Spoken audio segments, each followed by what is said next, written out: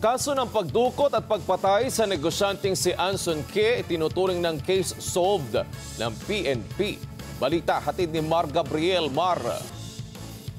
Yes, Wedge, tinuturing ng case solved ni PNP Chief General Romel Francisco Marbil ang kaso ng pagdukot at pagpatay sa negosyanteng si Anson K. at sa kanyang driver na si Armani Pabilio. Kasunod na rin yan ang kusang loob na pagsuko ng isa sa mga pangunahing suspect na si David Tanliao at pagkakaaresto naman sa Palawan sa mga kasabot niyang Pinoy na sina Raymart Katikista at si Richard David.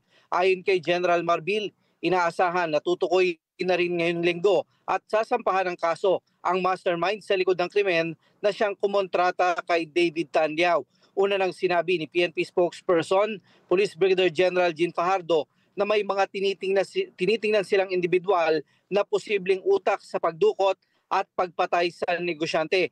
May sinusundan na rin anya si motibo sa pagpatay na ayaw munang ipabanggit ng pamilya ng biktima. Para kay General Marbil, hindi random kidnapping ang nangyari sa negosyanteng si K. Ito raw ay may tuturing na contract-based crimes kung saan tinatarget ang mga biktima na may hindi nabayarang utang, pagtatraidor o internal conflicts. Kasunod ng pagsuko ni Liao, inaasahang mareresolba rin ng PNP ang 5 pang kaso ng kidnapping na kinasasangkutan nito.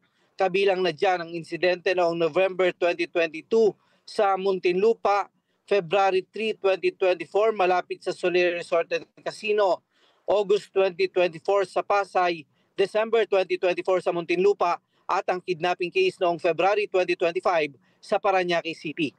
Para sa Mata ng Agila, Mar Gabriel, matatag, matapang, matapat.